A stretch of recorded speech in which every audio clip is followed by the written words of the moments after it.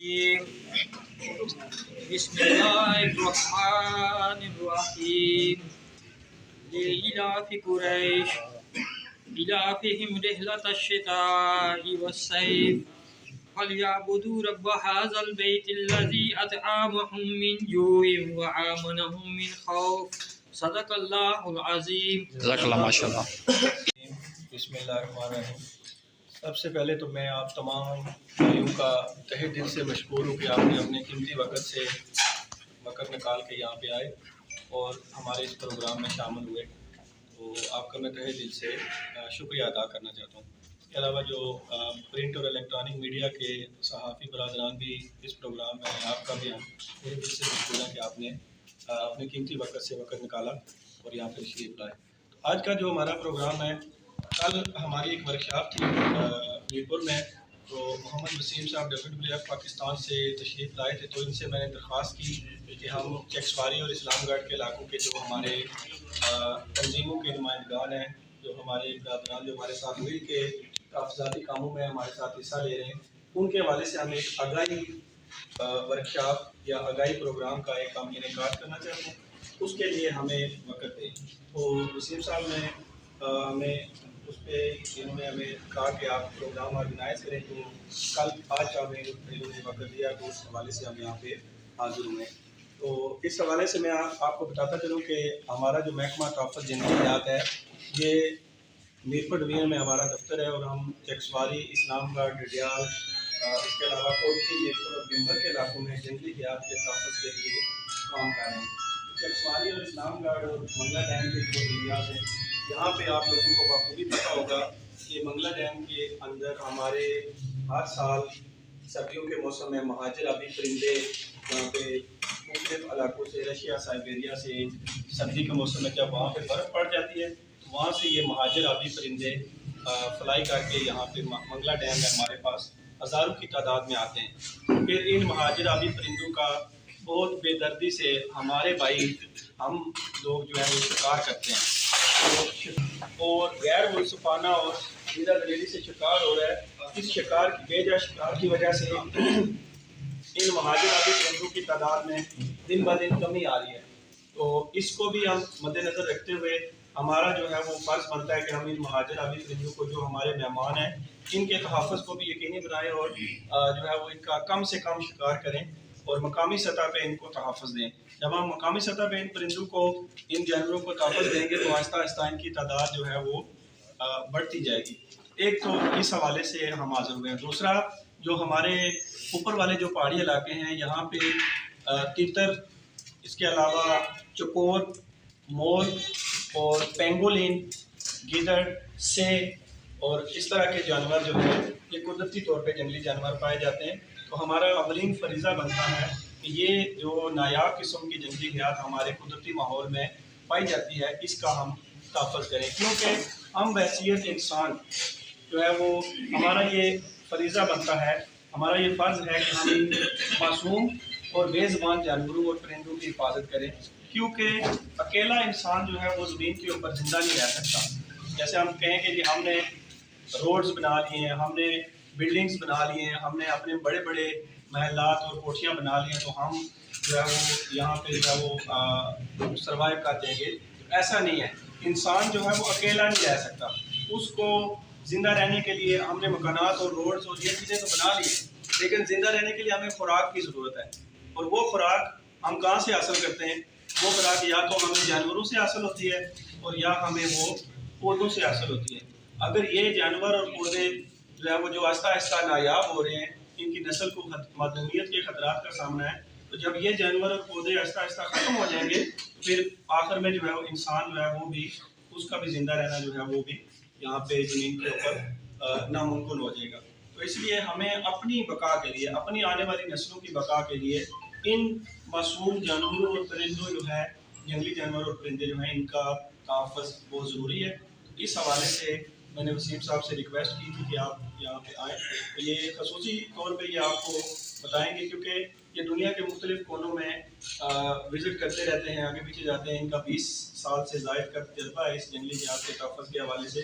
तो ये आपको बताएंगे कि इन मासूम जानवरों और परिंदों का तहफ़्फ़ुज़ हमने किस तरह करना है और किस तरह हम बामी, क्योंकि महकमा जो है हम फर्ज कर लेंगे ऊपर से आएंगे, ज़्यादा से ज़्यादा होगा जो बंदा गैर कानूनी शिकार जो कर रहा है उसी को हम क्या करेंगे, या तो चालान करेंगे या उसको जुर्माना वगैरह करेंगे।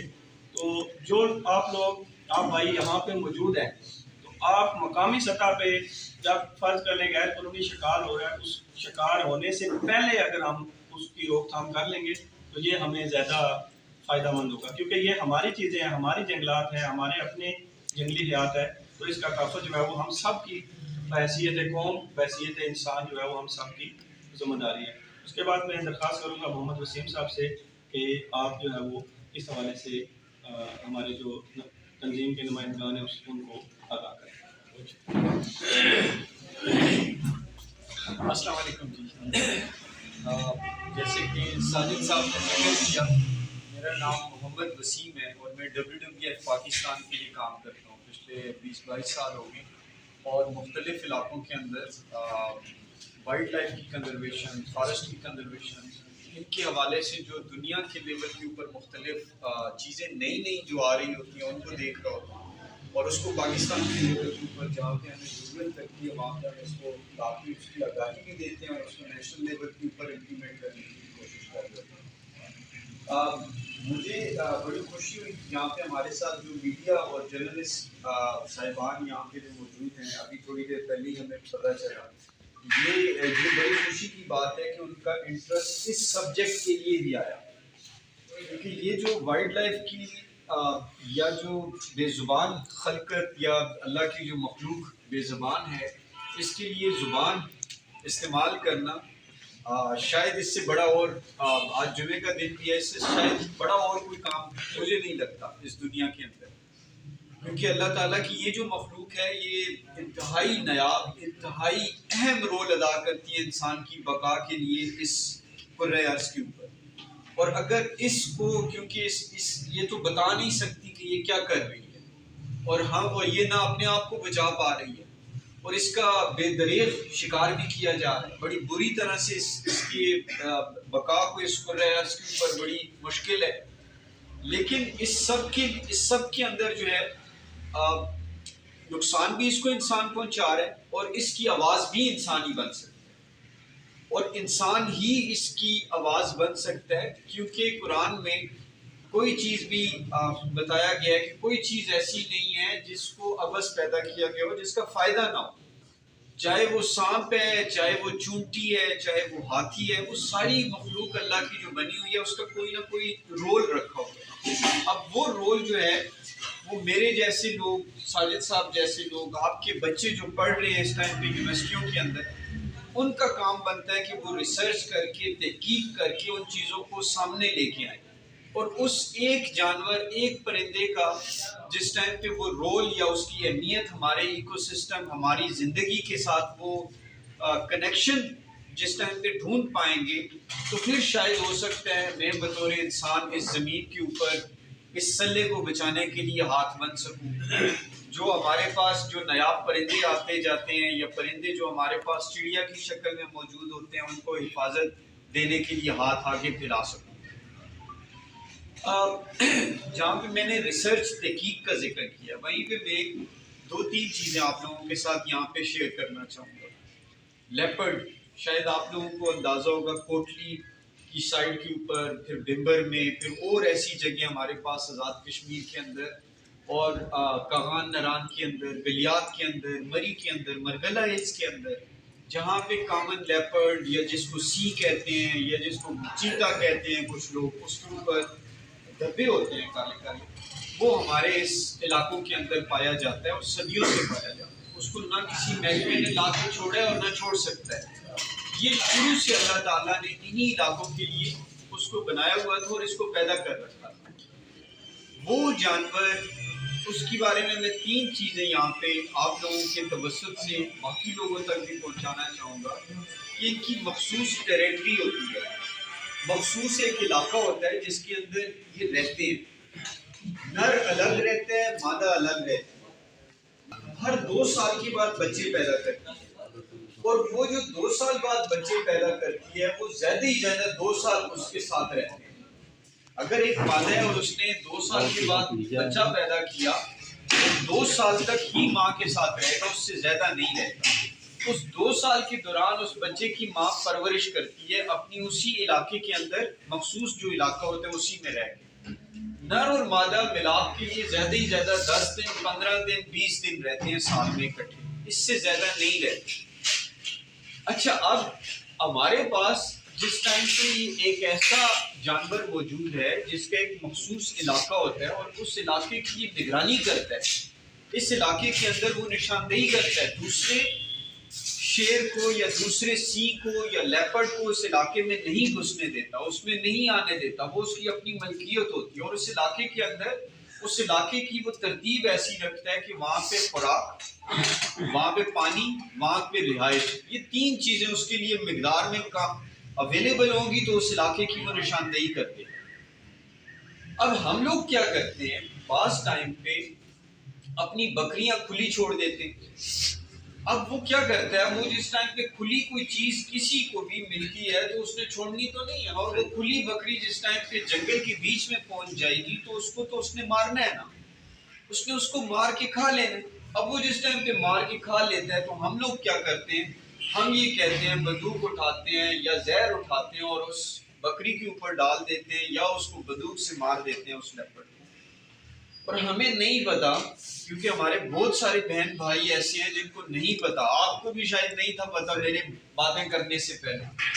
अब वो जो एक लेपर्ड उस एक जगह में रह रहा है, उस लेपर्ड को ये पता है कि यहाँ पे औरतें कितने बजे सुबह जंगल में लकड़ियां चुनने के लिए आती हैं, कौन सा रास्ता इख्तियार करके फजलदीन अपनी दुकान पे जाता है, कौन सा रास्ता इख्तियार करके मौलवी शकूर साहब जो है मस्जिद जाते हैं और कितने बजे जाते हैं। उस लेपर्ड को अपने उस इलाके के अंदर हर बंदे का रास्ता, हर रास्ते के अंदर आबादी, हर आबादी के अंदर उन लोगों की टाइमिंग के बारे में इतना इल्म होता है जितना शायद वहाँ के मोहल्लेदारों को नहीं होता।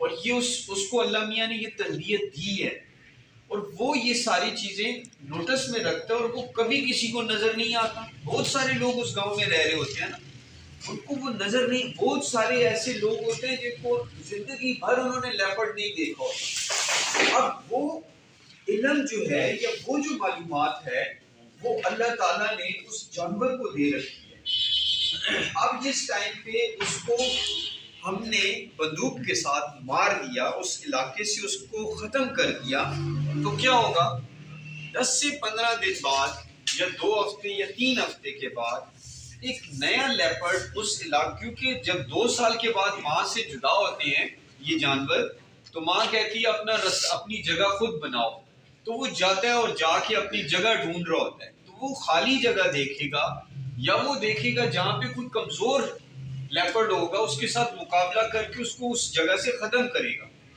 तो वो जब आता है और यहाँ पे वो देखता है कि लेपर्ड नहीं नजर आ रहा लेकिन निशान नजर आ रहा है, तो वो क्या करेगा, एक बकरी मारेगा, गांव के बीच में रास्ते में दिन में 10 बजे आके बैठ जाएगा, शाम के टाइम पे 5-7 बकरियां मार के फेंक देगा, किसी को खाने भी नहीं देगा, खुद भी नहीं खाएगा।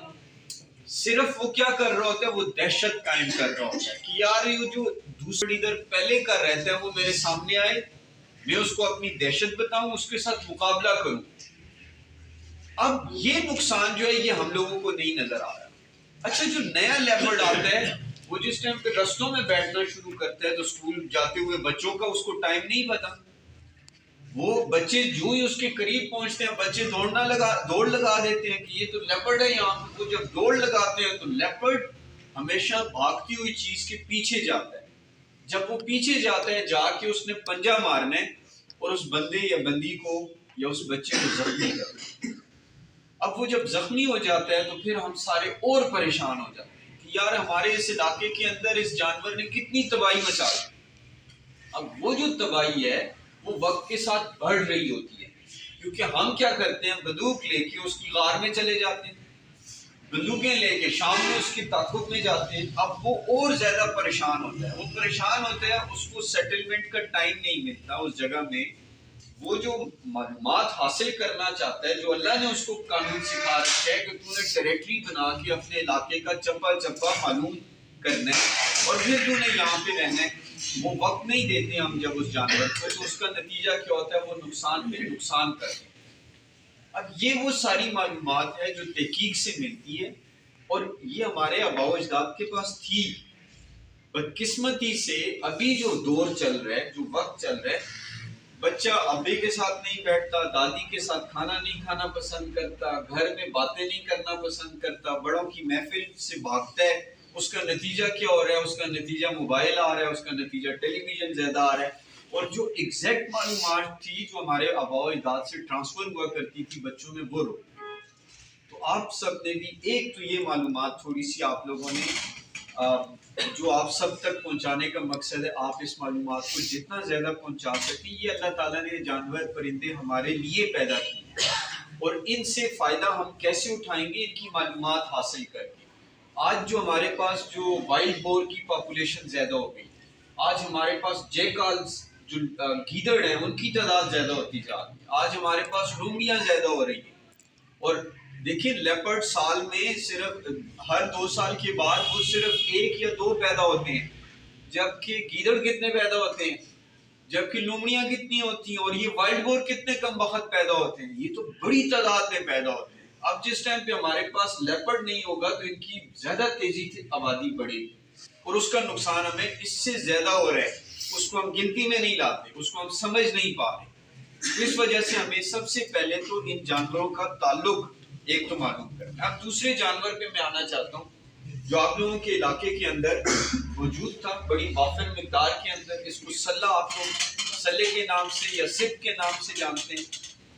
इसका नाम जो साइंसी नाम है या अंग्रेजी नाम जो है वो पेंगुलिन इसको कहा जाता है। और पेंगुलिन जो है सिर्फ 2 चीजें खाता है। एक खाता है कीड़े मकोड़े, और कीड़ों मकोड़ों के अंदर भी दीमक खाता है, और मोटी वाली चूंटी खाता है।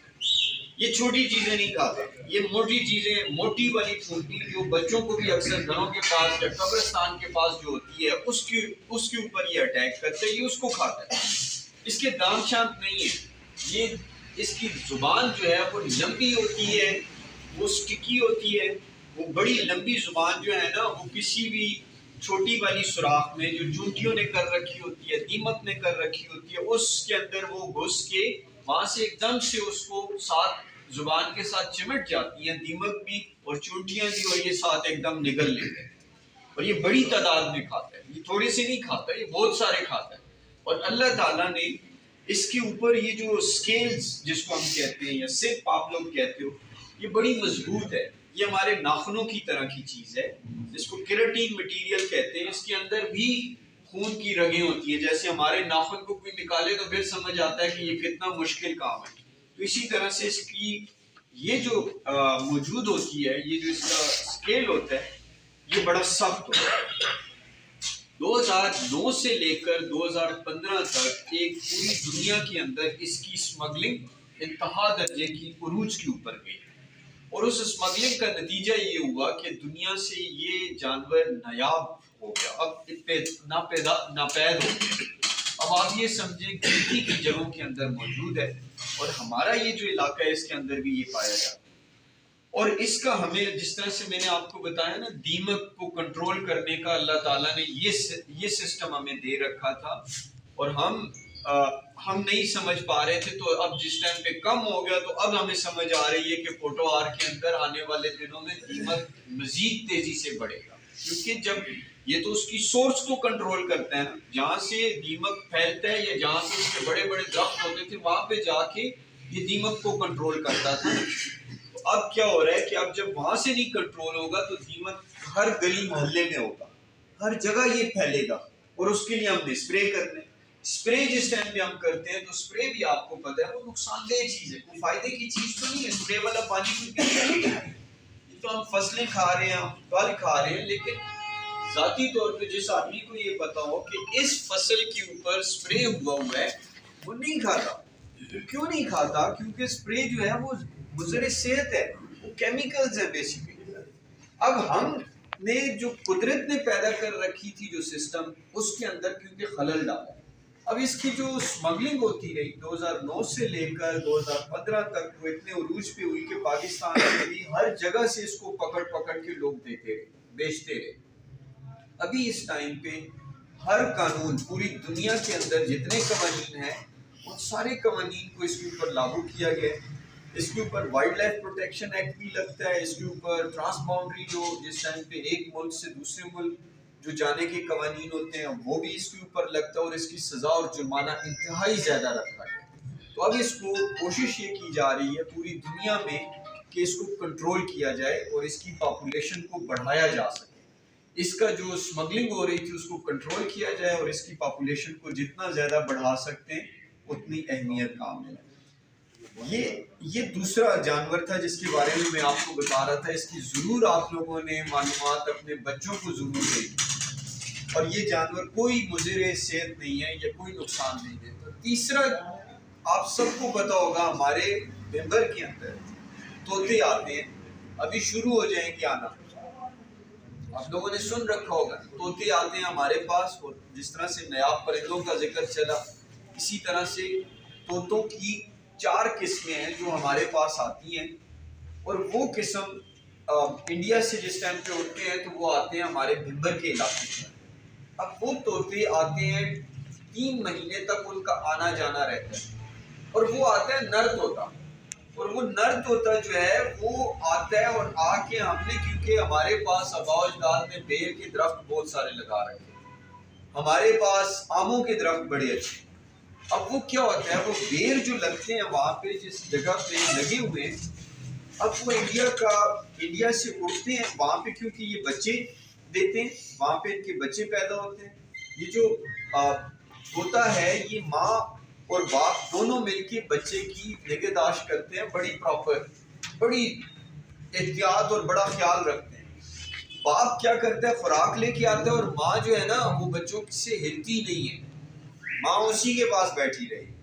अब जो बाप है वो क्रॉस करके बॉर्डर हमारे पास, क्योंकि अल्लाह मियाँ ने हमें, हमारे बड़ों को पहले अकल दे रखी थी, उन्होंने बेर के दरख्त लगाए, और वो बेर के दरख्तों के ऊपर वो तोते जिस टाइम पे पहुंचते हैं, और वो दरख्तों के ऊपर से तोते बेर जिस टाइम पे उठाते हैं और अपने इस जगह में हलक में रखते हैं और वापस उड़ के जाना चाहते हैं, तो हमारा नेट लगा होता है और वो नेट के अंदर एकदम से फंस जाते हैं। आपको पता है ना, नेट लगाते हैं ना लोग तोतों को पकड़ने के लिए बेताश। अब वो जिस टाइम पे वो वापस उड़ना चाह रहा होता है वो उस नेट के अंदर फंस जाता है। नेट में फंसता है तो जिस आदमी ने नेट लगाया होता है वो सारे तोते लपेटता है और मार्केट के लिए बेचने के लिए तैयारी पकड़ रहा होता है। अब जो माँ होती है उधर बैठी हुई, वो 4 घंटे उसने एवरेज रखी होती है कि 4 घंटे के बाद उसके घर वाला वापस आएगा और वो बच्चे के लिए कुछ खुराक लेके आया होगा, और वो खुराक इस बच्चे को मिलेगी और ये बच्चा बड़ा होगा। इंसान भी ऐसे ही है, और अल्लाह ने तोतों को भी ऐसे ही सिखा रखा है। वो जो बच्चा है जिस टाइम पे वो 4 घंटे, माँ जिस टाइम पे देखती है 4 घंटे के बाद बाप नहीं आया, वो तोता नहीं आया, तो वो वहां से निकलती है उस बच्चे को अकेला छोड़ के बड़ी मुश्किल से, और वो उस तोते के रास्ते की तरफ आने की कोशिश करती है। कुछ आती होंगी, सारी नहीं आती होंगी, वो भी आके ट्रैप हो जाती, वो भी फंस जाती, और वो बच्चा आप ये समझे कि उसने मुश्किल होगी ना उसको बड़ा होने, उसको जिंदा रहने में, क्योंकि उसको तो अल्लाह ने नहीं सिखाया खाना खुद, उसको तो फिर बड़ा मुश्किल टाइम गुजरेगा। अल्लाह ने तो उसको ये सिखाया था कि तुम्हारे बाप जो है वो जाएगा, जाके वो बेर लेके आएगा और तुम्हारी माँ जो है वो तुम्हें खिलाएगी, जैसे इंसान को है। अब वो सारा सिस्टम हमने काट दिया, वो बच्चा भी नहीं आएगा, एक गुनाह तो वो हो गया, बच्चे को अकेला छोड़ दिया, उसकी पता नहीं कितने दिन का, एक वो माँ के लिए जो हमने फंदा लगाया वो भी ट्रैप हो गई, जो बाप था वो भी ट्रैप। अब ये जो कुदरत का जो निज़ाम है ना, ये बेर के अंदर फिर सीड होता है ना, बेर के ऊपर का हिस्सा तो बड़ा नरम होता है ना, और जो बेर के बीज के अंदर होता है मगज, उसको कहेंगे क्या कहेंगे, कुछ ऐसे ही कहेंगे, वो उसको तोड़ के उसमें से वो जो खुराक होती है वो लेके जाता है। मजे की स्टोरी ये, वो खिलाती है उस बच्चे को, उस तोते के बच्चे की परवरिश के लिए वो ज्यादा अहम होती है। तो जब नहीं मिलेगी तो वो तोता नहीं जी पाएगा, उसकी परवरिश नहीं होगी। अब ये क्या होता है, हम क्या करते हैं, अब शुक्र अल्हम्दुलिल्लाह आप सबको पता है हम लोग इतने गरीब नहीं है कि हम तोते पकड़ पकड़ के जो है ना अब इस दौर के अंदर बेचेंगे और हमारे घर का चूल्हा चलेगा। ऐसे ही है ना आजकल के दौर के अंदर या अभी इस टाइम पे जो वक्त हमारे मुझे नहीं अंदाजा लेकिन इतनी गुर्बत नहीं है कि हर आदमी उठे और तोते पकड़ने लग जाए। क्या ऐसा है? नहीं है ना। हमने क्या बनाया हुआ, हमने इसको शौक बना लिया है। मैं जाऊंगा मीरपुर से इतना बड़ा अपने लिए नेट लेके आऊंगा तो उससे पकड़ूंगा जी। उसने 400 पकड़े, मैं 1000 पकड़ के आज दिखाऊंगा जी। मैं कल 1500 पकड़ूंगा जी। हमने ये वो एक मुकाबले की दौड़ लगा ली है तोतों को पकड़ने के चक्कर में, और वो इतनी मुश्किल दौड़ पड़ गई है कि जिसमें तोतों को हमने अपने इलाकों के अंदर बिल्कुल पनाह से ख़त्म कर दिया। जो खुराक अल्लाह ने हमारे पास पैदा कर रखी थी उन तोतों के लिए हमने उसको बिल्कुल ज़ीरो करके रख दिया। वो आते हैं और हम उनको पकड़ पकड़ के मार्केट में बेच रहे हैं और पिंजरों में बंद करके रख दें। तो इससे इंतहाई ज़्यादा आने वाले वक्त में हमें आने वाले दौर में और मुश्किलात पैदा होंगी। देखिए उस बेर को खाना, उस बीज को खाना, यहाँ तक की मालूमात तो मेरे पास है जो मैं आप तक पहुँचा रहा हूँ। इससे आगे भी तो कुछ होगा ना। अल्लाह ने क्या यही तक ख़त्म कर दी कहानी? ये तो मुझे तो ये पता है उस तोते की नशोनुमा कैसे होगी, मुझे आगे ये नहीं पता कि वो जो बेर है उस बेर के बीज को तोड़ने में और उसके बीच में से मगज उठाने में और फिर उसके पेट में जाने से उसकी जो बीट हो रही है, फिर उससे आगे क्या चीजें आती हैं। हो सकता है शायद कोई और चीज भी ऐसी हो जिसको वो खा रहा हो। मेरी फसल के अंदर बहुत सारे कीड़े मकोड़े आते हैं ना, मुझे तो नहीं अंदाजा कि वो तोता कौन सी चीजों के ऊपर है। मेरे पास जो दरख्त है, जो बेर का दरख्त है, उसमें से हो सकता है कुछ और ऐसी चीज भी हो जिसकी वजह से मुझे नुकसान हो, लेकिन अल्लाह ने उस नुकसान को कंपनसेट करने के लिए इस तोते को पैदा कर रखा। तो अब हमें ये करना चाहिए, इस मालूमात को आप तक पहुंचाना है इन 3 जानवरों के हवाले से। इस वजह से मैं कह रहा हूँ कि इसका हमने कारोबार करना चाहिए, जबकि ये हमारे लिए पैदा किए हुए थे इंसान की बका के लिए इस वजह से, और हमने इनके साथ कारोबार शुरू कर दिया। तो फिर अल्लाह शायद हो सकता है इसकी पकड़ में हमने से बहुत सारे लोग जो इसमें शामिल थे उन लोगों के लिए वो पकड़ का सिला लाए जो जवाब देना मुश्किल हो, क्योंकि फिर एक आदमी तो नहीं, उसके बाद और भी लोग होते हैं ना। तो इसलिए हमें कोशिश ये करनी चाहिए कि हम पहले तो खुद इन चीज़ों को पकड़ने से गुरेज करें। हमें खुद इन चीज़ों को हिफाजत में पेशरफ्त करनी चाहिए। इसकी आगाही और इसके हवाले से जो तहकीक हो सकती है अपने बच्चों को लगाएं, यूनिवर्सिटियों के उस्तादों से पूछें। देखिए आप सवाल करेंगे तो तब उस्ताद के जहन में आएगा जवाब। जब सवाल होगा तो तब रिसर्च शुरू होगी, तहकीक शुरू होगी। तो आप भी ज़रूर सवाल करें अपने उस्तादों से, अपने मोहल्ले में जो बच्चे पढ़ रहे हैं यूनिवर्सिटियों के अंदर, उनको इस तरफ लेके आएँ कि तहकीक करो बच्चों, हमारे मुल्क को तहकीक की ज़रूरत है। इन जानवरों, इन परिंदों के हवाले से हमें मालूमात फराहम करनी।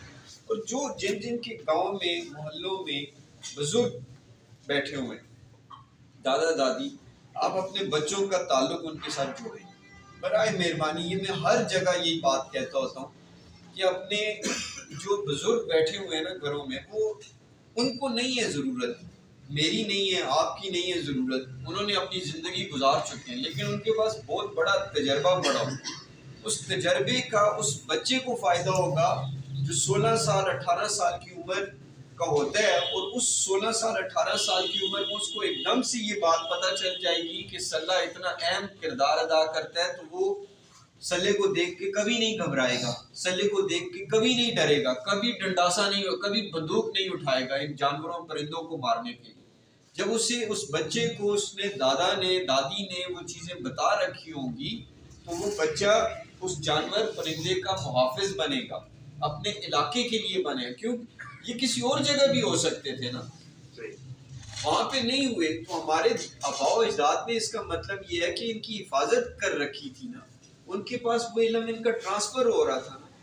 अब हमें नहीं पता तो हमने तो यही करना है, जिसको नहीं पता वही डरता है, जिसको नहीं पता वही उसका खिलाफ मुखालिफ होता है।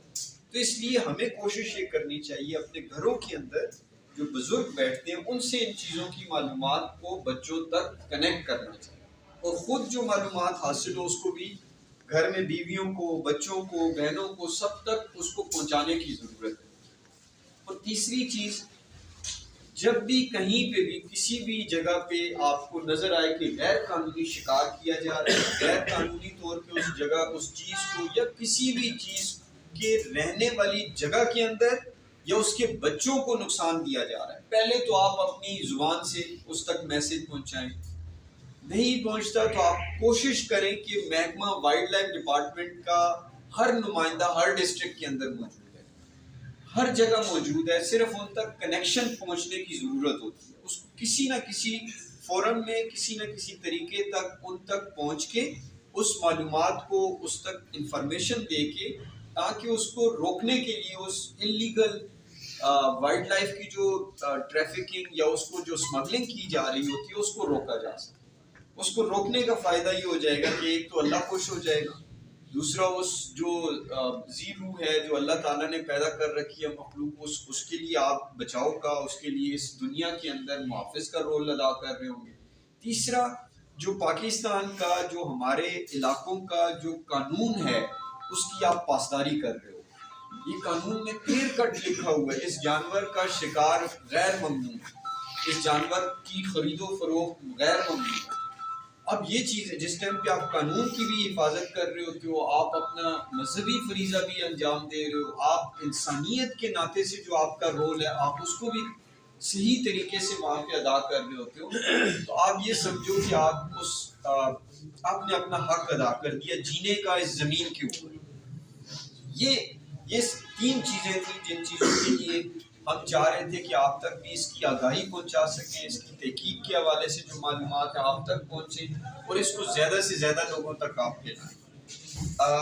अब मेरी आपसे दरख्वास्त ये होगी कि आपके जहन में अगर कोई सवाल हो ज़रूर बिल्कुल आप करें, ताकि अगर हमारे इल्म में होगा तो हम आपको ज़रूर बताएं। सर, वर्ल्ड लेवल वाले खुद इजाज़त देते हैं चंद रुपयों की खातर, 1000 रुपया 2000 रुपया लेकर इंसान उनको जारी करते हैं, क्या वहाँ पर भी तोते के बच्चे नहीं मरते? अच्छा, जिन चीज़ों का लाइसेंस जो जारी किया जाता है वो मखसूस चीज़ें हैं जिनकी पॉपुलेशन, इनको अंदाज़ा होता है कि ये बढ़ गई है और ये एक मखसूस जगह के अंदर अगर बहुत ज़्यादा हो गई तो फसलों की जो क्रॉप की प्रोडक्शन है उसके ऊपर असरअंदाज हो सकती है। इसलिए उसको क्या कर दिया जाता है, उन बर्ड्स को या उन परिंदों को लाइसेंस के ज़रिए उनकी एक मखसूस तादाद के हिसाब से लाइसेंस इशू किया जाता है कि इतने परिंदों को इस साल इस सीज़न में लाइसेंस के ज़रिए हंटिंग की जा सकती है। और ये पूरे पाकिस्तान के अंदर क्या पूरी दुनिया में है, और ये कुछ ऐसी जगह होती हैं जहाँ पे और फिर इसके लिए पूरी एक कमेटी बनी होती है। हमारे आप ये समझें नेशनल लेवल के ऊपर भी कमेटीज़ बनी हुई हैं, अथॉरिटीज़ बनी हुई हैं कि इतनी मखसूस लाइसेंस इशू होंगे, इतने ट्रॉफी हंटिंग के लिए, आईबैक्स, मार्फोर, बड़े बड़े जानवरों के लिए भी होता है, उनकी तादाद इतनी होगी, उसकी फिर वो तादाद नापी जाती है, इतनी तादाद हो चुकी है, इसलिए उसके 2 जानवर अगर मार दिए जाएं तो कोई फ़र्क नहीं पड़ेगा। उसके लिए फिर बाकायदा लाइसेंस दिया जाता है और उसको रेवेन्यू का हिस्सा बनाया जाता है। तो एक तो ये मेरी तरफ से वजाहत है, मजीद अगर आप करना चाहें। दूसरा ये है कि जो हम फर्ज करें तोतों का, इन्होंने कहा ना तोतों का कोई लाइसेंस नहीं होता क्योंकि वो तो खाए तो नहीं जाते। तो यहाँ पे जो हम लाइसेंस इशू कर रहे हैं वो है तीतर का, जो बूढ़ा तीतर होता है उसका, और उसकी भी बैग लिमिट होती है। जो एक शिकारी होता है ना, आप में से हो सकता है कोई शिकारी हो, तो वो बैग लिमिट होती है, 4 से 6 परिंदे वो शिकार कर सकता है, उससे ज़्यादा शिकार की इजाज़त नहीं है। फिर जो मरगाबी वगैरह आती है हमारे पास, उसकी भी इजाज़त होती है, लेकिन वो भी कश्ती के ऊपर बैठ के उनको शिकार नहीं कर सकता, खुश्की के ऊपर करेगा। और रात के वक्त शिकार की इजाज़त नहीं होती, दिन के वक्त जो है वो शिकार, क्योंकि परिंदे के पास भी चांस हो। फिर जो बंदूक होती है, सिंगल बैरल जो बंदूक होती है, यानी एक ही फायर वो करेगा, बैक वक्त 5-6 फायर वो नहीं कर सकता, क्योंकि परिंदे को भी भागने का मौका मिलना चाहिए। तो इस तरह जो हलाल परिंदे होते हैं उनका लिमिटेड बेसिस के ऊपर हमारी डिवीज़न में हर साल तकरीबन 60 से 70 लाइसेंस जो है वो दिए जाते हैं, और वो भी किसके हैं, तीतर के हो गए या मरगाबी के हो गए या साया जो खरगोश वगैरह होता है। बाकी मोर को मारने की इजाज़त नहीं है, जंगली मुर्गे को मारने की इजाज़त नहीं है।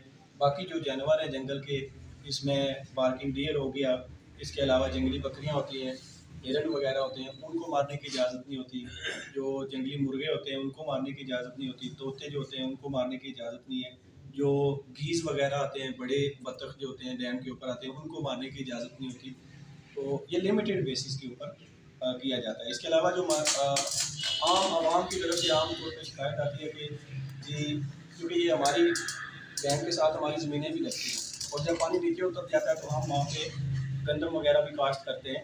तो जब गंदम उग जाती है तो ये मरगाबियाँ वगैरह आती हैं, वहाँ पे वो गंदम के वो जो पौधे होते हैं उनके ऊपर भी वो खुराक उनसे हासिल करती हैं। तो हमारे भाई क्या करते हैं, वहाँ पे जहर मिले दाने जो हैं गंदम के वो डाल देते हैं। तो वो खा के तो सारी की सारी मरगाबी जो होती है वो मर जाती है। तो इस चीज़ को अवॉइड करना चाहिए क्योंकि ये एक कुदरत का निज़ाम है।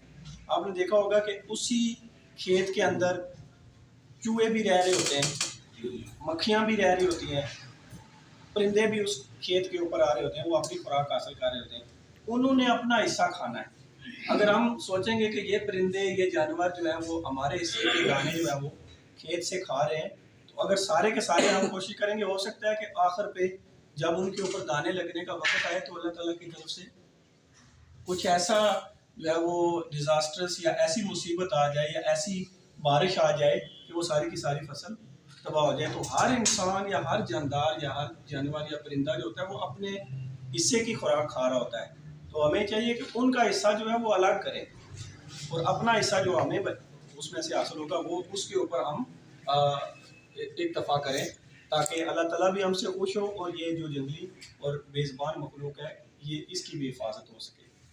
चकसवारी प्रेस क्लब की पूरी खुसूसी टीम के साथ नौमन सदर प्रेस क्लब चकसवारी आला तरफ इसमें मेरे साथ प्रेस क्लब चकसवारी सदर आला मिर्ज़ा मंजीर साहब, सीनियर नायब सदर आबद हुसैन चौधरी साहब, मौजूदा नायब सदर Moazzam Ali Chaudhry, additional secretary general Qaiser Aziz और डिप्टी सेक्रेटरी जनरल मोहतरम साकिब जफर साहब मौजूद है। सोशल मीडिया की भी यहाँ मौजूद है। मैं सबसे पहले आपको चकसवारी आमद पर खुशामदीद कहता हूँ और इस किस्म का मुफीद और दिलचस्प प्रोग्राम अरेंज करने पर मैं आपके महकमे के बिलखुसूस राजा वहीब साहब को और उनकी पूरी टीम को खराज तहसीन पेश करता हूँ। इससे कबल चकसवारी में वाइल्ड लाइफ का कोई मुलाजिम नहीं था, तो मैं राजा जावेद इकबाल साहब साबिक मिनिस्टर वाइल्ड लाइफ फिशरीज को खराज तहसीन पेश करता हूँ। उन्होंने यहाँ से हमारी नुमाइंदगी दी और बेरोज़गारी के खात्मे के लिए भी कदम उठाया कि हमारे नौजवानों को भर्ती किया। तो राजा वहीब खान ने अपनी जान को हथेली पर रखे पहले मुलाजिम थे और यकीन जाने इन्होंने जंगली तोहफ़े का याद के लिए बड़े शानदार इक़दाम किए और हमें इस अपने नौजवानों में बड़ा फ़ख्र है और ये महकमे के लिए बड़ी नेकनामी का बायस है। और पूरी टीम यहाँ चकसवारी की जो इस महकमे में मुलाजिम बहुत अच्छे इक़दाम कर रहे हैं। यकीन जाने आपका ये प्रोग्राम बड़ा दिलचस्प बड़ा मुफीद है। तो मेरे साथी आपसे जो सवाल करेंगे अपना नाम भी बताएंगे, तारीफ भी करवाएंगे, तो सारे दोस्त सोशल मीडिया पे सवाल करें, मालूमात के लिए शेयर करें और यकीन जाने हम आपके दस्त तो बाजू बनेंगे। हमारा और आपका चोरी दामन का साथ है, इंशाल्लाह आपके पैगाम को पहुँचाएंगे। ये जितने दोस्त यहाँ खड़े हैं, मैं भी हमारे सबके चैनल जो मोनिटाइज है और बड़ी तादाद में व्यूज़ हमारे को देखने वाले और ये माशाल्लाह आपका जो इक़दाम है मैं समझता हूँ कि सारा क्रेडिट राजा वहीब खान साहब को जाता है और उन्होंने बड़ा मुफीद और बहुत अच्छा प्रोग्राम अरेंज किया। मेरा एक ही सवाल है चीते के हवाले से कि जब वो बिफरता है, गुस्सा करता है, तो इसके लिए आप बताएं कि उसको जो इंसानी वो नुकसान करता है उससे बचने के लिए कोई आप ऐसा पैगाम दें आवाम को कि वो जो नुकसान करता है उससे बचने के लिए लोग जो है वो कौन से हिफ्ज़-ए-बात कदमी के तौर पर इक़दाम करें या वो कैसा माहौल पैदा करें। अच्छा, ऐसा है कि जब हम बात करते हैं, आपने जिस तरह से जिक्र किया वो बिफरता है, वो क्यों बिफरता है, उसको कोई वजह होगी ना। या तो उसके बच्चे हमने उठा लिए, या हमने उसके घर के पास कोई ऐसा नुकसान आग लगा दी, या हमने उसको डिस्टर्ब कर दिया। जो पुराना वाला था उसको हमने भगा दिया तो नया आ गया, तो उसने आके आवाज़ें भी दी। रात को 2-3 दिन के बाद वो आवाज़ भी देता है जब उसे नज़र नहीं आता। वो आवाज़ दे रहा होता है बुनियादी तौर पे उसको ढूंढने के लिए, पुराने को। और आप ये समझ रहे हो तो यहाँ पे तो वही पुराना वाला ही है, लेकिन उसको मार चुका होता है कोई आदमी, और जो मारता है वो इतनी आसानी से बताता भी नहीं है, वो दिखाता भी नहीं, वो इलीगल होता है ना। वो बताएगा तो वो परेशानी में घुसेगा, तो उसको बताता नहीं है और उसकी स्किन चमड़ी को बेच भी देते हैं लोग। लेकिन अब आपने सवाल किया इससे हिफाजत कैसे, एहतियात कैसे की जा सकती है या एहतियाती तदाबीर क्या होंगी फ़र्ज़ माल। तो पहली चीज़ तो ये है कि अपनी बकरियों को जब आपको पता चले कि कहीं पे ऐसा हो चुका है हादसा, आपके गांव या इलाके के अंदर कोई लेपर्ड मर चुका है, तो आप सबसे पहला काम ये करें कि अपनी बकरियों को खुला ना छोड़ें, खुला ना छोड़ें। अच्छा, खुला ना छोड़ें कि दो जवाब है। एक जवाब तो ये उसको बांध के रखें या तो, और दूसरा ये उसके साथ अटेंडेंट छोड़ें। बिल्कुल अगर फ्री होंगी तो फिर वो अटैक होगा, अगर उसके साथ अटेंडेंट होगा तो अटैक नहीं होगा। तो उसके साथ अटेंडेंट हो जाए। अटेंडेंट का मतलब यह कोई बच्चा या कोई खातून या कोई भी है, वो जहाँ पे खुद घास काटने के लिए जाए वहीं पे बकरियां भी साथ लेके जाएं, तो फिर उसके ऊपर अटैक के चांसेस कम हो जाते हैं। दूसरी चीज़ जो आपने जिक्र किया सुबह और शाम का, मैंने आपसे जिक्र किया जिस टाइम पे वो नया उस इलाके के अंदर आएगा तो वो सुबह 10 बजे धूप में निकल के आके बैठ जाएगा। तो अलस सुबह कभी भी कोशिश करें इसको अवॉइड करें। अलस सुबह से मुराद ये अजान के फ़ौरन बाद। हमारी, क्योंकि मैं भी इन्हीं इलाकों का रहने वाला हूँ, तो मुझे भी पता है कि हमारी ख़वातीन बहुत सुबह कोशिश करती हैं ऐसी जगहों पे जंगल से लकड़ी इकट्ठी करने जहाँ पे ज़्यादा सख्ती होती है। तो उन जगहों से लकड़ी इकट्ठी करके या शाम के टाइम पे लकड़ी इकट्ठी करके चुन के वहाँ पे वापस आ रहे होते हैं। अब वो उसका नुकसान क्या हो जाता है? उसका नुकसान यही होता है कि उस टाइम पे वो तलाश में होता है, वो अपनी खुराक की तलाश में होता है। उस टाइम पे अगर कहीं आमना सामना हो जाता है तो इंसान जिस टाइम पे देखता है तो वो भागना शुरू करता है। तो भागना नहीं है। अगला आपको एहतियाती तदबीर ये है, एक तो माल मवेशियों को बचाने के लिए ये है, बांध के रखें, उसको अटेंडेंट के साथ रखें, और जो इंसान है वो उसको देख के भागना ना शुरू करे। जिस टाइम पे वो भागना शुरू कर देता है या कोई पत्थर उठा के उसको मारने की कोशिश करता है, उसका नतीजा क्या होता है? वो आपसे ज्यादा तेज है, वो एकदम जंप करता है और उसकी 20 फुट की एक तरफ की इस तरह की जंप है और 12 से 15 फुट इस तरह से बैठे बैठे इस तरह जंप लगाता है। वो बड़ा तेज है, तो आप उसके साथ रेस नहीं लगा सकते। आपका ख्याल हो आप बहुत तेज भाग लेंगे, वो आपको पकड़ना चेज करना चाहे तो आप नहीं भाग सकते, उसकी स्पीड आपसे ज्यादा है। तो आपने उसको हिम्मत करके आपने उससे भागना नहीं। जब भागोगे तो वो आपके पीछे आएगा। अच्छा, दूसरी चीज उसके बारे में ये भी कहा जाता है, आंख ओझल नहीं करनी चाहिए। आंख ओझल करोगे और अगर आपने सर इस तरह घुमाएंगे या आपकी जो जिस टाइम पे हरकत होगी तो उसके ऊपर वो भी हरकत में आएगा। तो आप उसको देखें और पिछले कदमों रिवर्स गियर लगाएं। भागना नहीं है। रिवर्स गियर के अंदर ये होता है, अब जो अफ्रीकन है ना, अफ्रीकी लोग जो हैं वो तो रोज देखते हैं चीते को भी, लेपर्ड को भी, लाइन को भी, टाइगर को भी। वहां पे क्या किया जाता है, वहां पे उनकी आंखों के वो जो औरतें जो घास काट रही होती हैं उनके लिए एक्सपेरिमेंट किया गया था, एक मास्क बना के, और उसके ऊपर आंखें थी यहाँ पे। तो अब वो बैठी हुई घास इस तरह काट रही होती थी लेकिन वो आंख पीछे देख रही होती थी लेपर्ड को। तो अब क्या होता था, वो लेपर्ड आता था, वो उसको देखता रहता था और वो इसके ऊपर अटैक नहीं करता था। तो अब इसी बात से हमने इसको टेस्ट किया है गलियात के अंदर, जहाँ पे आज से कोई 12-15 साल पहले इस तरह की वाक़यात हुए थे अटैक के। वहाँ पे हमने इसको पूरे 6-7 महीने तक मुख्तलिफ जगहों के अंदर इसको टेस्ट किया ख़वातीन के साथ। तो हमें ये समझ आई कि वहाँ पे हमने अगर कंट्रोल किया तो ये हर जगह हो सकता है। तो जो शख्स भी, जिसको भी जहाँ पे भी खातून हो, मर्द हो, उनको लेपर्ड नज़र आए, उसको फासला दे, उसको हिम्मत के साथ थोड़ा सा फेस करे और उसको इतना क्योंकि ये अचानक एक्सीडेंट होता है, बेसिकली ये अचानक एक्सीडेंटल आमना सामना हो जाता है, और उसके अंदर उसको इंतज़ार दे, उसको वक्त दे।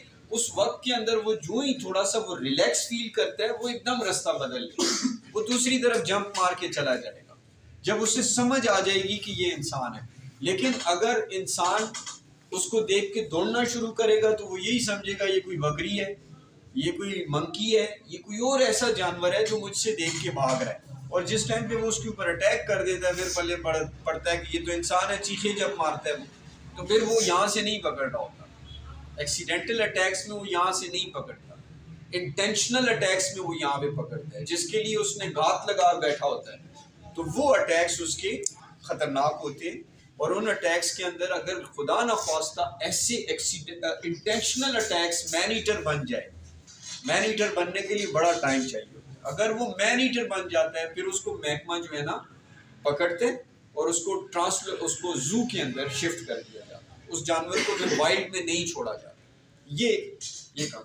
तो इसकी तदबीर और भी हैं मजीद भी, लेकिन ये अहम। वसीम साहब, आपका और आपके साथी का यहाँ कस्वारी में हमने शुक्रिया अदा करते हैं, और बिल्कुल राजा अजलाक साहब का जिन्होंने इस प्रोग्राम का इस्तेमाल किया, और आपने जो बातें की वो सच्ची बात है कि हमें इससे पहले नहीं मालूम थी। हमारे लोग भी यहाँ मौजूद हैं, उन्होंने आपने जो शेयर की और गुलबात दी, हम आपका क्या दिल से शुक्रिया अदा करते हैं। हमारे सदर साहब ने हमारा ताल्लुक करा दिया। मेरा सवाल सिर्फ यही है कि एक तो पहले ये रशिया से मगराबी बहुत तादाद में आती थी, हज़ारों की लाखों तादाद में आती थी, अब वो आना कम शुरू हो गई। इसकी रोकथाम के लिए क्या आपने इकदाम उठाए हैं या उठाने हैं? दूसरा मेरा सवाल ये है कि ये जो जानवर है जिसका आप जिक्र कर रहे हैं, ये बहुत कीमती है। आप कह रहे हैं कि ये स्मगल भी होता है, और आप ये बता सकते हैं कि ये स्मगल होकर इसको क्या वो जो खरीदार है इसको क्या कर रहे हैं? क्या गोली बना रहे हैं या इसका मतलब इसको क्यों खरीद रहे हैं? अच्छा, आपके दूसरे सवाल का जवाब मैं दूंगा। पहले सवाल का साजिद साहब से मैं दरख्वास्त करूंगा कि वही जवाब दें। दूसरे आपने पूछा कि ये जो सल्ला है या पेंगोलिन जिसको कहा जाता है, इसका क्या इस्तेमाल किया जाता है जिसकी वजह से स्मगलिंग इसकी ज़्यादा है। तो इसका इस्तेमाल जो है वो चाइनीज़ मेडिसिन के अंदर किया जाता है, और कहा यह जाता है कि जोड़ों और पट्ठों के लिए इसका जो ऊपर से स्केल होता है, इससे उसकी वो बनाई जाती है, इसको पाउडर की शक्ल में कन्वर्ट करके तो उसको इस्तेमाल करते हैं और दवाइयों के अंदर इस्तेमाल किया जाता है। और दूसरी चीज़ इसका जो गोश्त होता है, क्योंकि हम तो शुक्र अल्हम्दुलिल्लाह, अल्लाह का लाख लाख शुक्र है, हम सारे मुसलमान हैं और हम कुछ चीज़ों को हमारे दीन इस्लाम ने हमें हराम करार दिया है, तो हमारे लिए तो ये हराम है खाना। लेकिन दुनिया की बहुत सारे ऐसे ममालिक के लोग हैं जो इसको खाते हैं और इसके गोश्त को एज अ डेलिकेसी इस्तेमाल किया जाता है उनकी खुराक के लिए। तो वियतनाम, थाईलैंड, चाइना, बहुत सारे ऐसे दुनिया के ममालिक हैं जिनके अंदर इसको खाया जाता है, जिसकी वजह और वाइल्ड की जो चीज़ होती है उसको खाने में वो ज़्यादा खुशी महसूस करते हैं। फार्मी चीज़ को जिस तरह हम देसी मुर्ग की कीमत इसीलिए ज़्यादा है कि वो देसी होता है, और जो फार्मी मुर्ग है वो थोड़ा कमज़ोर होता है, उसका हमें पता होता है उसकी यखनी अच्छी नहीं बननी, उसका सूप मज़े का नहीं होगा। तो इसी तरह से वो लोग भी यही समझते हैं कि जो जंगल के अंदर जो पेंगुलिन है उसका ज़्यादा टेस्ट है, इसलिए वो लोग इसको ज़्यादा प्रेफर करते हैं। और इसके बारे में एक और चीज़ भी बताता चलूँ, हर 5 मिनट के बाद बाकी ममालिक से दुनिया के, ये 2 बड़े आज़मों में पाया जाता है, एशिया और अफ्रीका के अंदर इसकी 8 किस्में पाई जाती हैं। दुनिया में पूरी 4 किस्में एशिया के अंदर पाई जाती हैं, 4 अफ्रीका के अंदर पाई जाती हैं, और 8 की 8 किस्में इसकी आप ये समझिए हर 5 मिनट के बाद एक पेंगुलिन वाइल्ड से पकड़ा जा रहा है। तो 60 मिनट हैं हमारे पास, और इसको 5 पे डिवाइड कर दें तो आपको अंदाज़ा हो जाएगा 1 घंटे में कितने पेंगुलिन पकड़े जाते हैं। तो ये 24 घंटों में कन्वर्ट कर दें और फिर दुनिया के हिसाब से कर लें, तो ये दुनिया का सबसे ज़्यादा स्मगल और सबसे ज़्यादा पकड़ा जाने वाला जानवर है। अब उस मुर्गाबी परिंदों से, मुर्गाबी के हवाले से आपने पूछा, एक तो जब उन ममालिक में जैसे रशिया, साइबेरिया के जो इलाके हैं वहाँ पे जब बर्फ़ पड़ जाती है तो ये परिंदे वहाँ पे बर्फ़ में नहीं रह सकते, तो इन्होंने फिर या तो ये हमारे एशिया की तरफ आते हैं, इंडिया, पाकिस्तान, अफ़गानिस्तान, इन इलाकों की तरफ आते हैं, या फिर दूसरा वो यूरोप की तरफ चले जाते हैं जहाँ पे वो गर्म इलाकों की तरफ जाते हैं, यहाँ पे निस्बतन बर्फ़ से ठंड जो है वो कम होती है। पहली चीज़ ये है कि ओवरऑल इनकी तादाद में कमी देखने में आई है, यानी पॉपुलेशन इनकी दिन ब दिन कम हो रही है। इसी वजह से जो मुख्तलिफ ममालिक के महकमा जात है वो इनके तहफ़्फ़ुज़ के लिए कोशिश कर रहे हैं, क्योंकि बेजा शिकार की वजह से, फिर जहर डालने की वजह से, यानी एक लंबे अरसे से इनका शिकार हो रहा है, उसकी वजह से इनकी जो तादाद है वो दिन ब दिन कम हो रही है। दूसरा ये, जब ये परिंदे आते हैं मौसम का भी इसके ऊपर असरअंदाज होता है। इन्होंने रुकना है जहाँ पे आप गाएंगे, जहाँ पे पानी होता है, तो ऊपर से जब फ्लाई ये काले होते हैं तो नीचे इनके अंदर भी एक ऐसा सिस्टम होता है, इनको पता हो जाता है कि यहाँ पे अगर हम रुकेंगे तो यहाँ पे हमें पानी तो ज़ाहिर मौजूद है, खुराक मिलेगी या नहीं। तो जैसे आपने देखा कि अभी 2-2.5 माह से मुसलसल खुश्क साली का सीज़न था। खुश्क साली में खुराक जो है वो ना होने के बराबर थी, तो इस वजह से ये परिंदे जो हैं वो जहाँ पे इनको खुराक अच्छी मिलती है, हो सकता है कुछ इलाकों में बारिश पहले हो जाए, जहाँ पे पहले बारिश हुई होती है वहाँ पे सब्ज़ा पैदा हुआ होता है, तो फिर वहाँ पे ये खुराक अपनी तलाश करके वहाँ पे रुकते हैं। अभी आप देखेंगे बारिश हुई है, बारिश के बाद हफ्ते 10 दिन के अंदर आप देखेंगे इनकी मूवमेंट में इनकी जो आमद है उनका सिलसिला जो है वो बढ़ जाएगा। हालांकि इनकी आमद जो है नवंबर में, अक्टूबर के आखिर में शुरू हो जाती है, लेकिन मुख्तलिफ जो आप गए हैं जो जैसे मंगला डैम है, तरबेला डैम है, चश्मा बिराज है, इसी तरह बहुत सारी जो है ना वो छोटी छोटी झीलें हैं, ऊपर पहाड़ों के ऊपर हमारी झीलें हैं, जो नए डैम्स बने हैं वो हैं। तो जहाँ पे इनको खुराक वगैरह मिलेगी ये वहाँ पे कुछ देर के लिए, कुछ टाइम के लिए रुकते हैं, और जैसे ही मौसम यहाँ पे गर्म होना शुरू हो जाता है तो ये फिर मेरा सवाल ये था कि वो जब हज़ारों की लाखों तादाद में आ रही मैं कह रहा हूँ कि ओवरऑल इनमें कमी हुई है, कमी हुई है। आप नस्ल भी दे रहे हैं बगराबी के लिए, तीतर के लिए और दूसरे जानवरों के लिए, लेकिन ये बगराबी जो है ये नापैद और होती जा रही है, और क्योंकि ये जो है वो रशिया से और दूसरे ममालिक से आती है, अब वो आना बहुत कम हो गया है। मेरा सवाल ये था कि इसकी रोकथाम के लिए आप कह रहे थे कि हमने उसकी लाइसेंस भी दे रखे हैं। लाइसेंस तो बिल्कुल लिमिटेड बेसिस पे देते हैं, उनमें भी मरगाबियों में जैसे गीज है जो बड़े, जैसे जो हमने बड़े हंज घरों में रखे होते हैं, उसी तरह की 4-5 किस्मों के जंगली भी होते हैं जो इन मरगाबियों के साथ आते हैं, उनके ऊपर हमने मुकम्मल पाबंदी लगाई हुई है। इस तरह कूंजें होती हैं उनको भी खतरात ला के, तो ये ऐसे जानदार, ऐसे परिंदे जिनको खतरात हैं उनके हमने पाबंदी बैन किया हुआ, उनका लाइसेंस नहीं है। जो छोटी बतखें हैं जिनकी तादाद जो है वो ज़्यादा होती है उसको हम परमिट करते हैं, वो भी लिमिटेड बेसिस पे होते हैं। ओवरऑल ये है कि इनकी तादाद दिन ब दिन जो है वो कम हो रही है। इन्होंने साजिद साहब ने बड़ी डिटेल में बताया। मैं इसमें एक और चीज़ आप लोग भी देख रहे हो, आजकल धुंध है, स्मोक है, और स्मोक जो है ना ये पोल्यूशन है ना, एक पोल्यूशन की शक्ल है। हम आग लगा रहे हैं, हम गाड़ियाँ ज़्यादा इस्तेमाल कर रहे हैं, उसका फ्यूल ठीक नहीं होता, उसकी पोल्यूशन ज़्यादा से ज़्यादा हमारे आबो हवा के अंदर ज़्यादा आ रहा है।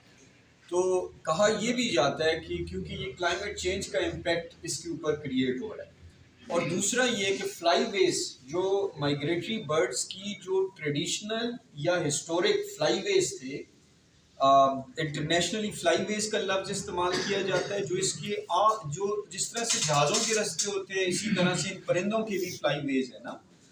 वो फ्लाईवेज जो है ना इस टाइम पे जिन जिन ममालिक के अंदर पोल्यूशन ज़्यादा है, जिन जिन ममालिक के अंदर वो रास्ता नज़र आने में बहुत दिक्कत और बड़ी मुश्किल हो रही है, जिस इलाके में बारिशों की चेंज आ रही है, तो वहाँ पे इन बर्ड्स की मूवमेंट के ऊपर भी असर अंदाज होता है, वो अपना रुख चेंज कर देते हैं। इन परिंदों के आने जाने के ऊपर भी वो फ्लाईवेज के अंदर वो मसाइल पैदा हो रहे हैं, जिसकी वजह से ये परिंदों के लिए भी मुश्किल हो रही है।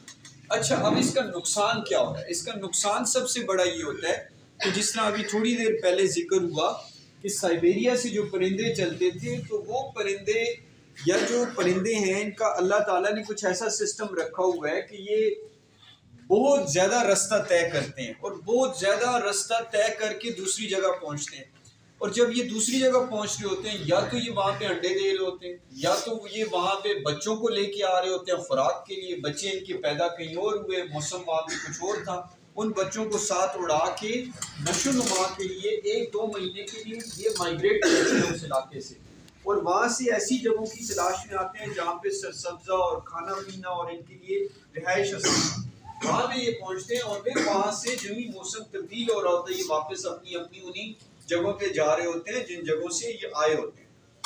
बच्चे देने के लिए वहाँ चले जाते हैं, बाकी टाइम सारा ये रास्तों पे गुजारते हैं। अब दरमियान में पहले आप लोगों ने सुना होगा कुछ ऐसी जगह थी जिस तरह अफगानिस्तान का इलाका था, वहाँ पे वार चली, फिर इसी तरह से अभी कुछ अर्सा पहले रशिया की 1-2 जगह थी जहाँ पे वार का सिलसिला, जंग जो चल रही थी, जहाँ पे ऐसी सूरत हाल हो जाती है, वहाँ पे भी इन बर्ड्स के लिए हाईली डिस्टर्ब्ड जोन हो जाता है। तो जिस टाइम पे वो डिस्टर्ब जोन हो जाएगा तो उस साल उनकी माइग्रेशन और उनकी मूवमेंट के लिए मुश्किल हो जाती है। तो वो भी इम्पेक्ट्स हैं जो रशियन बर्ड्स जो माइग्रेट करती हैं, या उन फ्लाईवेज के ऊपर से जो आ रही थी, ये जो बाकी जिस तरह के फ्लाईवेज हैं उनके ऊपर जो असरात, जहाँ पे पोल्यूशन ज़्यादा है वो असरात। दो सवाल है मेरे। एक जो इन्होंने भी कहा कि आप किसी भी जानवर के लिए जब लाइसेंस देते हैं तो उसकी एक लिमिट देते हैं, तो उस लिमिट को आप कैसे मेजर करते हैं कि वाकई क्या वो 2 या 4 जानवर का है? और सेकेंडली कि अभी आपने जिस तरह बात की कि पौधों और बच्चों का अगर दादा और एक पोते का अच्छा अगर रिलेशन हो तो अच्छे से कम्युनिकेट कर पाएंगे या हमें सिखा पाएंगे, तो क्यों ना हम यंग जनरेशन है हम डायरेक्ट अप्रोच करें यूनिवर्सिटीज़ में सेशंस के ज़रिए, निसाब के ज़रिए, या फिर आजकल देखें तो ज़्यादातर लोग सोशल मीडिया पे उसके ज़रिए अगर कोई कैंपेन चलाए जाए तो मैं समझता हूँ ज़्यादा मुफीद हो सकता है। आपके दूसरे सवाल का जवाब तो यही है कि हम यहाँ पे आप लोगों तक इसीलिए आए कि एक तो हम याद दहानी करवाएं और दूसरा हमारा ये था मकसद कि मतलब हम चाहते हैं कि जो मेरी एज ग्रुप के लोग हैं, जो मुझसे छोटे हैं, उन लोगों के जहन में दोबारा से इस बात को याद कराएं कि हमारा अपने बुज़ुर्गों के साथ ताल्लुक़ कमज़ोर हो चुके हैं, हमारे बाद जो आने वाले हैं उनका ताल्लुक़ जोड़ लें। मेरा अगर कमज़ोर था तो मैं अपने बच्चों का ताल्लुक़ अपने दादा के साथ कनेक्ट कर दूँ। ये टीवी और बाकी चीज़ों की जो मालूमात आती है उसी मालूमात को अपने दादा से जिस टाइम पे वो बच्चा पूछेगा तो वो ज़्यादा अच्छे तरीके से उस बात को समझ पाएगा जो शायद मुश्किल होगा किताब में पढ़ना। जहाँ तक आपने जिक्र किया यूनिवर्सिटीज़, यूनिवर्सिटीज़ के अंदर बिल्कुल ये चीज़ें चल रही होती हैं, स्कूल्स के अंदर चल रही होती हैं, लेकिन ये जिस तरह से अभी हम आए हैं इस तरह की चीज़ें बड़ी कम होती हैं। तो हम कोशिश कर रहे होते हैं, हमें रेब ने कल जिक्र किया, इसने कहा मैं अपने इलाके में करना चाहता हूँ, मेरे इलाके के लोगों को ज़रूरत है इस मालूमात की और मैं समझता हूँ कि मतलब वहाँ पे आप लोगों का आना ज़रूरी है। तो साजिद साहब ने हमें भी इसके अंदर शरीक कर लिया कि आप भी आएँ जी और इस कार्य खैर में हम आज से शुरू करते हैं सर, तो इंशाल्लाह हम आगे भी करते रहेंगे। 2-3 माह पहले हमने जेटी हाई स्कूल में एक बड़ा प्रोग्राम किया था, इसी तरह पूना डिग्री कॉलेज में हमने किया है, पिछले जुमा जो है वो दिनभर हाई स्कूल में हमने किया है। तो इसी तरह स्कूल्स और कॉलेजेस वगैरह को भी हम साथ लेके जो है वो जा रहे हैं ताकि ज़्यादा से ज़्यादा मालूमात जो है वो ज़ाहिर ज़ोर बाजू से या पुलिस वगैरह साथ मिला के तो ज़ाहिर है वो वक्ती तौर पे हम कर लेंगे, लेकिन जो है उससे अवाम में नेगेटिव महकमों के ख़िलाफ़ जो है वो नेगेटिव एक इम्पैक्ट जाता है। तो और सोशल मीडिया तो है कि अवेयरनेस जो है इसको हम ज़्यादा से ज़्यादा करें ताकि या वो आज खुद लोग जो है वो समझे कि ये महकमे की नहीं है, ये हमारी अपनी चीज़ें हैं। हर बंदे की उसके ऊपर, दरख्तों के ऊपर, पौधों के ऊपर, जानवरों के ऊपर हर बंदे की मलकियत है। ये जो जानवर और परिंदे होते हैं ये किसी इलाके का हुस्न होते हैं और उसकी खूबसूरती के लिए बहुत ज़रूरी होते हैं। वो साहब आप भी कुछ कहना चाहेंगे? बहुत मेहरबानी, शुक्रिया। सबसे पहले मैं अल्लाह ताला का शुक्र अदा करता हूँ और आप तमाम मेहमानों को शुक्रिया अदा करता हूँ। छोटी सी कॉल पे अच्छा खासा मजमा बना और मैं अपने सीनियर का भी अंतहाई मशकूर हूँ। छोटी सी कॉल पे इन्होंने भी मुझे वक्त दिया और जैसे कि यहाँ पे प्रेस कॉन्फ्रेंस के भी लोग बैठे और तमामी लोग हैं जो हमारे वो लोग काम करते हैं शिकार के लिए, इनका मैं शुक्रिया। सर मेरा आखिरी ये सवाल है, जो लोग खरगोशियों का शिकार काट के सोशल मीडिया पर लगाते हैं, इसके हवाले से आप कोई जैसे ही हमें कोई सोशल मीडिया के ऊपर लगता है हम उसको ओवरटेक करते हैं और पूरा जो है वो कुछ भी नहीं होता करते हैं। नेवर कल एक हो सकता इसी है तरह कल एक सहसा में हुआ ऐसे ही, उसको कुछ भी 20,000 रुपया कल ही जुर्माना हुआ। करते हैं जो हमारे नोटिस में जो चीज़ आती है उसके ऊपर करने चाहिए, ऐसे इकदाम करने चाहिए। इंशाल्लाह आपने हमें भी कई बार ऐसे शिकार की रोकथाम के लिए आपने हमारी मदद की, आपने भरपूर कार्रवाई की बेशक और इंशाल्लाह हम हर वक्त तैयार करेंगे अपनी जो वसात है उसके मुताबिक। तो वैसे तो ये था कि ये तो जो बताया था कि महकमा फिशरीज़ के जो है ना सीनियर बार के तैयार यहाँ पर तशरीफ़ ला रहे हैं। सबसे पहले तो आपका शुक्रिया अदा करता हूँ कि आप यहाँ तशरीफ़ लाए, आपने जो मालूमात दी हैं बड़ी मुफीद थी, हमने भी इससे पहले नहीं सुनी थी, ख़ास तौर पर लेपर्ड के हवाले से आपने जो फरमाया। एक तो है कि आपने प्रोग्राम बड़ा अच्छा था लेकिन आप थोड़े से लेट आए, इस पर थोड़ा ये है कि टाइम की पाबंदी करनी चाहिए। आज चूँकि जुमा भी है, एक ये तो सवाल तो नहीं है, मैं क्योंकि अगर महकमा फिशरीज़ के लोग होते हैं तो उनके गोश्तदार पैसे नहीं है। इसमें सर ये है कि देखें आप परिंदों की हिफाजत के लिए सब कुछ कर रहे हैं। हमारे इलाके में सबसे बड़ा जो मसला बन रहा है वो है बेरोज़गारी का। उस हवाले से हमने मीडिया पे जो हम कर सकते थे, हमारे पास कलम में हमने लिखा है कि हमारे यहाँ पे बहुत बड़ी गुंजाइश है खादमाबाद से लेके और जो है ना हमारे कह लें कि वो मीरपुर तक जो खाड़क तक है राउंड अबाउट, यहाँ पे छोटे छोटे जो है ना वो बन सकते हैं फिशरीज़ के मछलियाँ पालने के लिए जो तालाब वगैरह बन सकते हैं, अगर हमें इसकी महकमा जो बाफ्टा जो इजाज़त दी। इस पर मैंने कोशिश की थी, अपने वज़ीरों से भी कहा था, जो सबका हमारे वज़ीर थे तो सईद साहब, उनसे भी गुजारिश की थी। आप इस हवाले से कोई ना कोई गुजारिश करें कि देखिए जब बेरोज़गारी कम होगी तो लोग इस तरह की चीज़ों के पीछे नहीं भागेंगे, नहीं कोशिश करेंगे कि कोई सस्ता ज़रिया मिले। ज़ाहिर है इसकी कीमत ज़्यादा होगी तो लोग इसके पीछे भागते हैं ना, अपनी जान पे जोखिम में डालते हैं। जो कर रहे हैं, शिकार कर रहे हैं, वो तो शौकिया कर रहे होते हैं, वो बिगड़े हुए कह लें होते हैं, लेकिन अगर बेरोज़गारी का खात्मा किया जाए, इस पर अगर आप काम करेंगे कि हमारे यहाँ पे गुंजाइश भी है, बेशुमार जगह पे ऐसे मछलियों के जो तालाब बन सकते हैं, मछलियाँ पाली जा सकती हैं, उससे देखिए जंगली हयात भी इसमें इजाफा होगा, हमारे पास मुख्तलिफ नस्ल की मछलियाँ वैसे भी कम होगी। इस हवाले से मेरा यही है कि आप इसकी कोई तजवीज़ बना के बहुत अच्छी आपकी है। आप देखें कि जो वापडा में जब डैम की अप्रेजिंग वगैरह की है, उससे बहुत बड़े जो ज़मीनें हैं वो उसके नीचे आ गई हैं। तो छोटे छोटे नाले जो हैं वो उसकी आप बात कर रहे हैं कि उनको अगर आगे से बंद लगा के तो पानी जो है ना वो ज़खीरा हो जाएगा, तो उसमें मछलियाँ वगैरह पाल सकते हैं। तो छोटे पैमाने पे आप लोग ये कर सकते हैं, लेकिन जब तहरीर में जाएंगे ना, तहरीर में वो वापडा उसकी इजाज़त नहीं देगा, क्योंकि जहाँ तक वो ज़मीनों के मुआवजे हुए होते हैं उसके आगे वो कहेंगे कि ये डैम की ज़मीन है। लेकिन आप देखें कि आप लोगों की जो ज़मीनें हैं, आपने अभी तक उनके निशानात रखे हुए हैं कि ये जो है वो फलां बंदे की ज़मीन थी, ये फलां की थी, और वहाँ पे वो गंदम वगैरह और वो काश्तकारी कर रहे होते हैं। तो वो जो छोटे छोटे नाले हैं उनको आप अपने तौर पे जब आप तहरीर में जाएंगे ना तो वो आपको इजाज़त उस तरह से, बेशक गवर्नमेंट भी करे ना, वो आपका उस तरह से आपको इजाज़त नहीं देगी। तो आप अपने तौर पे जैसे डडियाल में आपने देखा कि 2-4 बंदों ने इस तरह से बनाए हुए हैं नालों को आगे से रोक के ना, लेकिन होता ही है कि जब डैम का 1242 पे फुल होता है ना तो फिर ये पानी पीछे तक आ जाता है, तो उसके टूटने का भी खतरा होता है। तो आपने जो बंद बनाना है वो आज ही होगा, तो जब डैम का पूरा 1242 पे फुल होगा तो वो टूट भी सकता है, तो उसका जो है ना फिर वो आपको नुकसान भी बर्दाश्त करना पड़ेगा। तो ये चीज़ें हैं। तो छोटे पैमाने के ऊपर आप जैसे गंदम की काश्तकारी करें, उस तरह से आप जो पानी पीछे बच जाता है उसमें ये क्या उसके लिए इजाज़त भी लेनी पड़ती है? नहीं, अपने तौर पे जैसे गंदम की कोई इजाज़त नहीं ले रहा सर वही मसला है, आप उसको समझिए जो हम कह रहे हैं वो है तहरीर में आपको नहीं नहीं होनी चाहिए ना सर, क्यों नहीं हो सकती? असल तो ये सवाल ये है ना, वापडा क्यों नहीं दे सकता? ज़मीनें तो उसने ले ली हैं, उनके वो मुआवजे बने नहीं है जितने उसने दिए नहीं है, पूरे वादे भी सारे पूरे नहीं किए। हमारे सारा भी सिस्टम जो है वो जो न्यू सिटी सारा बहुत कंप्लीट पड़ा हुआ है, सारी चीज़ें अपनी जगह पड़ी हुई है, वो उसने बातें नहीं पूरी, लेकिन ये है कि उनको भी फ़ायदा है, पानी नहीं रोकने देते। आप जो समझ रहे हैं ना, पानी नहीं रोकने देते वहाँ पे, जो पानी आ जाता है वो कहते हैं इस पर हमारा हक है। मीरपुर को पानी नहीं मिल रहा है सर, छोटे लंबी बात क्या है, मीरपुर को तो पानी नहीं मिल रहा। सही बात करें, सारे लोगों को इस चीज़ का पता नहीं, हमें पीने का पानी नहीं दे रही डैम से। तो चलिए हमारी तरफ से जो कोशिश हुई इसका जो है साथ हाजिर है।